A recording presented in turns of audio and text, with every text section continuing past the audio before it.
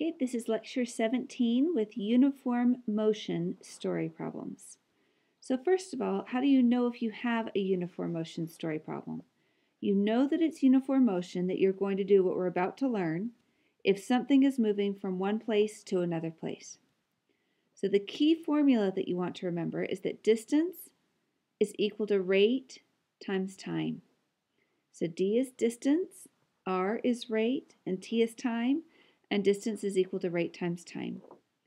So that formula makes sense if you think about it. If you're driving your car 60 miles an hour and you go for 3 hours, then you know that you've driven 180 miles. So you take your rate, which is 60 miles an hour, times 3 hours. 60 times 3 is 180, so you've driven 180 miles.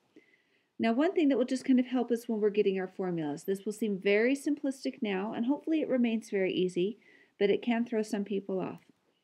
So if I know that A is this blue line, and B is that green line, and C is that red line, what can you say about A, B, and C?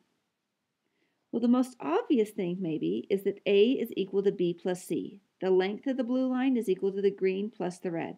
Hopefully that makes sense. I mean, it should make sense. It's just looking at the picture. But another way to look at that is we could say A minus B is equal to C. Make sure that makes sense before you go on. If I had blue and I take away green, I'm left with red. On the other hand, if I have blue and I take away red, I'm left with green. Those are all three just different ways of saying exactly the same thing. But it'll actually be kind of useful when we start doing our formula. So just remember that it is easy. So our first example, a car travels 20 miles an hour slower in a bad rainstorm than in sunny weather. The car travels the same distance in 2 hours of sunny weather as it does in 3 hours of rainy weather. Find the speed of the car in sunny weather.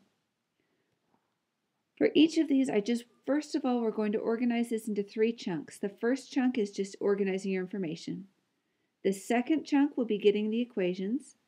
The third chunk will be solving. So don't try to jump right into solving. Take the time to actually organize your information.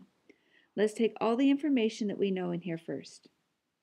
Okay, if the speed in sunny weather is x, then the speed in a rainstorm is x minus 20 because it travels 20 miles an hour slower in a bad rainstorm than in sunny weather. So if sunny weather is x, rainy weather is x minus 20.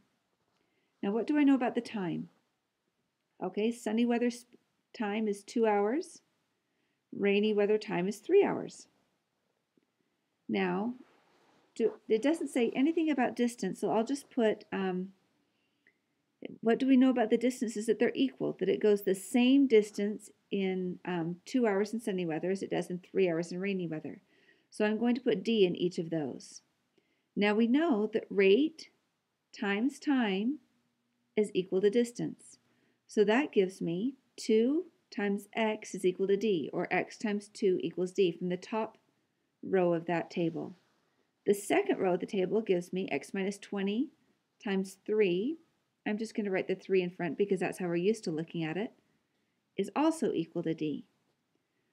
So our first chunk was getting everything into that chart. The second chunk is taking that chart and getting equations from it. So make sure those 2 things make sense before you go on. We take the paragraph, we put it into the chart, then we say rate times time equals distance. Rate times time equals distance, and we get our equations. Now that I have those equations, how do I solve those? Well, that one looks like it's set up pretty well to do substitution because not only do I have one variable solved for, I've got d solved for in both of those equations. So if 2x is equal to d, and 3 times x minus 20 is equal to d, then I know that 2x is equal to 3 times x minus 20, which would give me 2x is equal to 3x minus 60. Subtract 3x from both sides.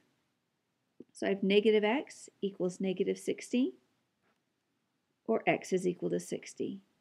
Now what did x represent? What does that mean? Okay, look back at the chart. X, that was the speed of the car in sunny weather. So the car goes 60 miles an hour in sunny weather. Now let's make sure we've answered the question before we go any further. It said find the speed of the car in sunny weather. We found the speed of the car in sunny weather. That's all we needed to do. Okay, the next video we'll do the next example.